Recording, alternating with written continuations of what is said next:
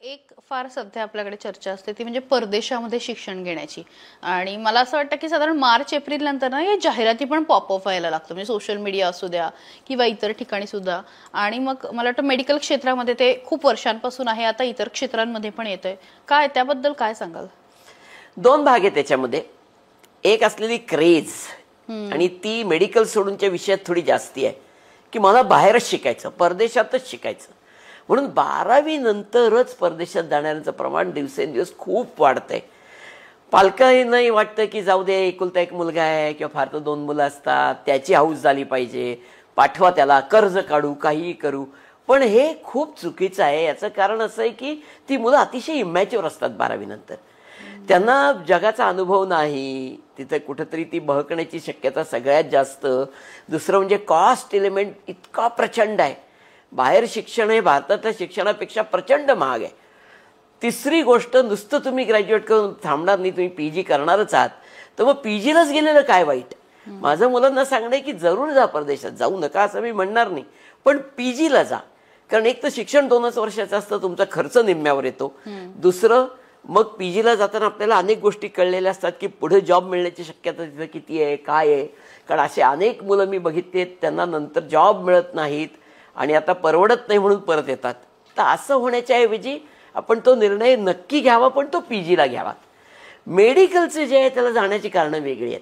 आपल्याकडं मेडिकलच्या सीट्सच एवढ्या कमी आहेत की गव्हर्नमेंट मेडिकलला ॲडमिशन मिळणं हे अतिशय अवघड आहे. मग प्रायव्हेट मेडिकलच्या फीयाच एवढ्या आहेत की मुलांना वाटतं की हे नाही परवडणार. म्हणजे अशी परदेशातली मेडिकलची एज्युकेशन्स आहेत जी इथल्या प्रायव्हेट मेडिकलपेक्षा राहून जेवून खाऊन स्वस्त पडतात. आणि दुसरं, त्यांच्याकडं फार मोठं मार्कांचं आणि याचं काही भानगड नसते. ॲडमिशन मिळणं सोपं आहे आणि म्हणून मुलांचं तिकडं जाण्याचं एक प्रमाण वाढलंय. युक्रेनमध्ये आपली मुलं गेली होती, त्यांचं काय झालं आपण पाहिलंय. माझं म्हणणं, तो विषय सोडून देऊ आपण, पण परदेशात मेडिकलला जाताना खूप विचार करावा लागतो. याचं एक कारण की तिथून शिकून आपल्याला परदेशातच राहायचं आहे आणि पुढे तिथंच प्रॅक्टिस करायची असेल तर काहीच प्रॉब्लेम नाही. पण आपल्याला परत भारतात यायचं आहे, मग भारतात पुढे PG वगैरे करायचं आहे, तर ते भयंकर त्रासदायक आहे. कारण भारतात आल्यानंतर तुम्हाला डायरेक्ट कुठेही PGला ॲडमिशन नाही. तुम्हाला भारतात आल्यानंतर भारताची परीक्षा वेगळी द्यावी लागते, तुमची डिग्री भारताच्या MBBSच्या समकक्ष करून घ्यायला.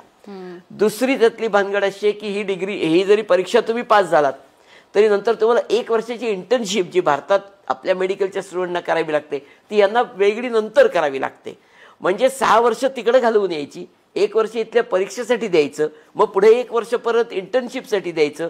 म्हणजे इथली मुलं 5.5 वर्षात MBBS होतात, या मुलांना MBBS समकक्ष व्हायला 8 वर्ष लागतात.